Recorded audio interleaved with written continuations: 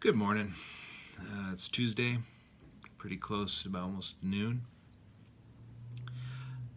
We met last night as elders to kind of try to have a plan to move forward, and so I just wanted to kind of give an update for everybody so you can know where we're going. Kind of joked that things are changing so fast that whatever plans we make today are going to be obsolete tomorrow. So, you know, we're just kind of all hanging on and trying to get through this. What we know so far is Oregon has instituted a 4-week ban on gatherings of 25 or more. And so we are going to honor that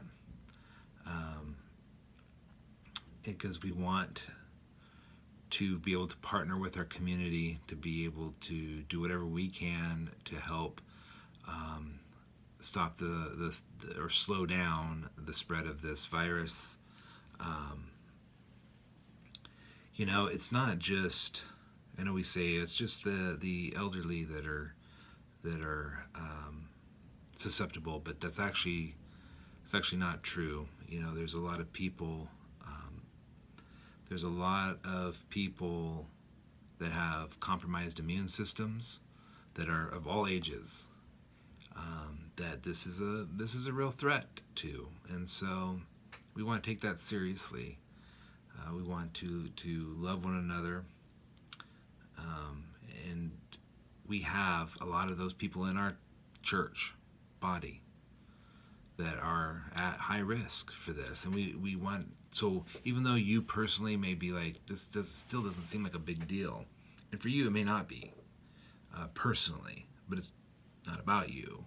And so we're trying to look at each other, so we want to love each other. So we're going to communicate or cooperate with the community in trying to help, as they say, flatten out the curve through this social distancing. These two big new keywords in our language right now. So I just want to first say, I know this is going to cause disruption. This is causing disruption. I know you've already felt it in many other areas of your life, whether it's going to the store and not finding what you need to find, or not being able to go do the things you want to do. And we've only just started. I mean, literally, we've only just started. So there's gonna be disruption, and I know that disruption causes frustration. And especially over the long haul. I mean, it can be one thing to, be inconvenienced for a weekend or a few days or even a week. But when you start talking about a month, maybe more, that starts to get a little concerning for people and stuff, and frustrated and stuff. And so I just would ask us to just adopt a mindset that just recognizes that this is going to just take an adjustment and adjusting our way of thinking, myself included. I mean, I'm thinking about this and all the ways. I mean, recording myself is not exactly my goal in life, but we just have to do things where we maybe aren't as comfortable with in order to get through. And as I was thinking this morning, I was thinking about the fruit of the Spirit: love, joy, peace, patience, kindness, gentleness, goodness, faithfulness, self-control. All these things. And I was thinking, man, this is exactly that. Every one of those things is highly needed right now. Just think about it. Just go through that list of the fruit of the Spirit and just think, okay, how can I be more self-controlled? How can I be more patient, more loving, more joyful, more at peace, faithful, and so on. So as I go into what we're going to do here, I just keep that kind of in your mind. Okay, so where are we at? Basically, all church activities for at least the next 4 weeks are suspended. Now, I say 4 weeks because that's what the governor said, recognizing full well that it could actually, and probably more than likely, will be longer. But, we only know what we know, so we're going to go with that. So we're saying, as of now, it's 4 weeks, but subject to change. So what does that include?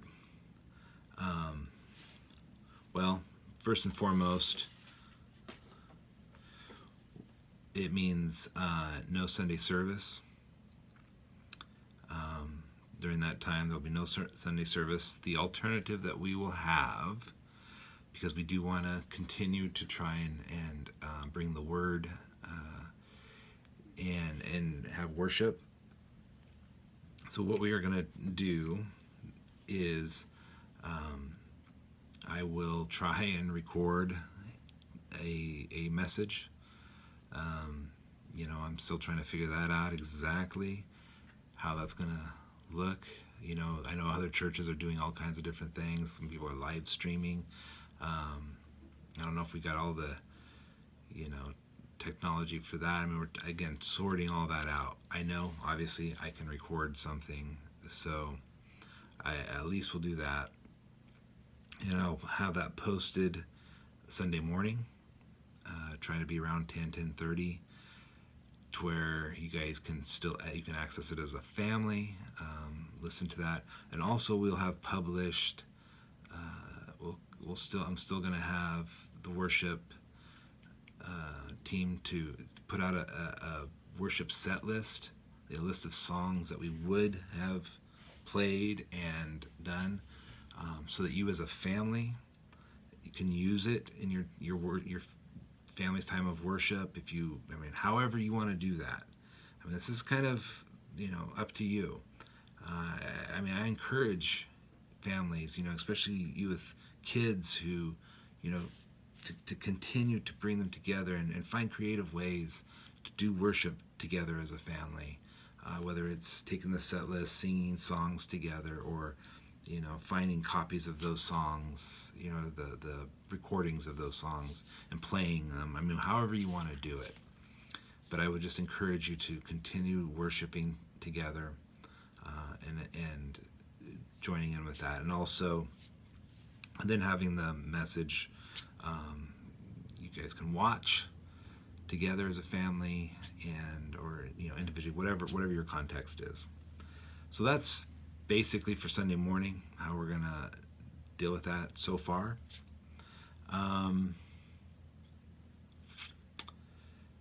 Also, so beyond Sunday morning, we have like Awana, women's Bible study, men's breakfast, all those things are suspended for now. And again, we'll just keep updating as new information comes and act accordingly. But as of right now, for the near future, those activities are going to be suspended. The other one, it's a little trickier, is community groups. We went back and forth as leadership on this, and how to deal with this. So here's how we're going to come down with this. Officially, community groups are canceled. Now, here's what we recognize, is that having been a part of community groups, the idea is that you've developed community. So we also recognize that you're still going to probably want to connect together and in some way. And all we can say is that that's kind of on you guys. I just want you to know that we don't want any groups to feel pressure that they need like to get together, like we're still doing community groups, because there's a lot of problems that can run in with that. One is, even if we have like under the 25 number, if we don't have church service but we do have community groups going, then people, more people will try to come to these groups, and anyway, so they're just canceled. But if you do decide to get together on your own, we would ask that you use wisdom in that. Err on the side of caution. Adopt, if you feel like you could be, if you have people in your group that have compromised immune systems, do them a favor, have them not be a part of that. Just use common sense, use loving wisdom in protecting each other in this. So I know that's a little confusing. So, but officially, I'm saying all that. Youth group is another one. It'll be canceled until further notice.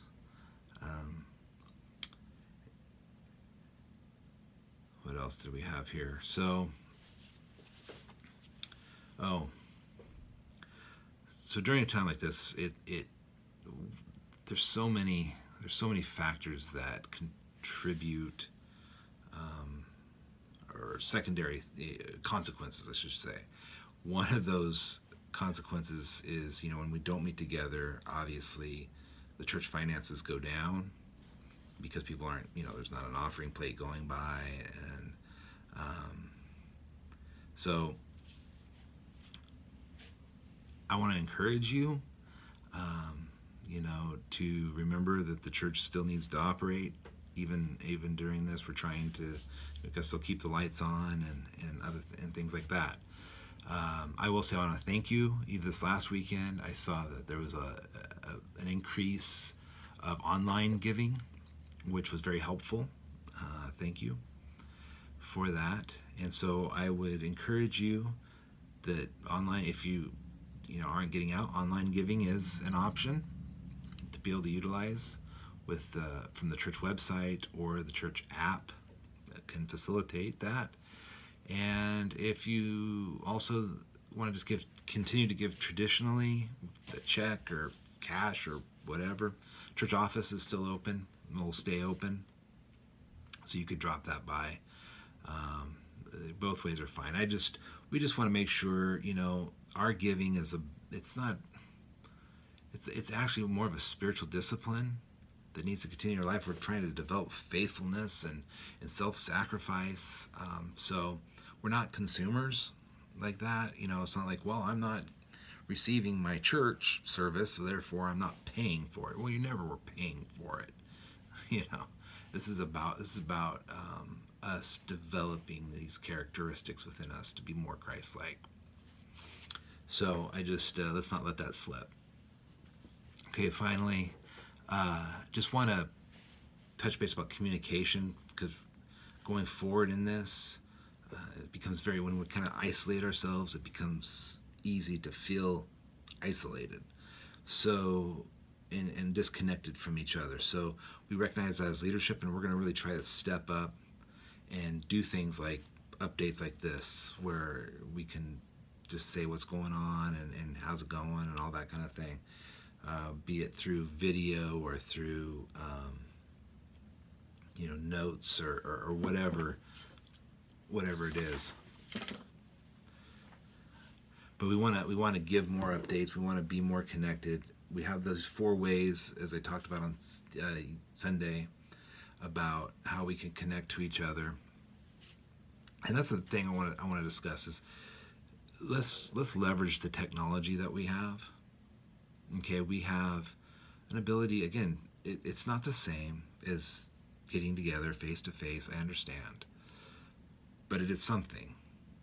It's better than nothing. And we have a Facebook page, a members Facebook page. If you're not a part of that, or if you just I don't do Facebook, maybe for this, maybe start, and and join if nothing else, just to join the Community Bible Church members page, so you can kind of interact. I mean, because it's not just receiving information; you're also able to post notes and communicate through that way, and we can respond. And it would be good for us to just generate community in a different way. I know it's not what we want, it's not what we used to, but it is something, and can keep us connected in that way. So also, again, the church app, I think we have plenty of we've given instruction on how that can be downloaded and needs to be. We're working on an updated email list, so hopefully things will go out information-wise on email. And there's also the prayer chain, as always. So, as I leave, I just want to say, if you need help, reach out. We want to help each other, and so just reach out. Let us know if you're a part of a community group. Maybe let your community group leader know. Let us know. Just reach out. Let us know what's going on, and we'll try to make sure and take care of things that need to be taken care of. Other than that, just check in on each other. Give each other a call. Take it upon yourself to, we've got a lot of elderly that you want to make sure everyone gets checked in on. So don't wait for a big program to do that. Just do it. Just act as you see the opportunity for yourself. And let's just keep calm, keep cautious, but keep caring with each other, loving each other. And this too will pass. We will get through it. And hopefully through this, Jesus is glorified. Amen. All right. I'll talk to you guys later, and have a great day.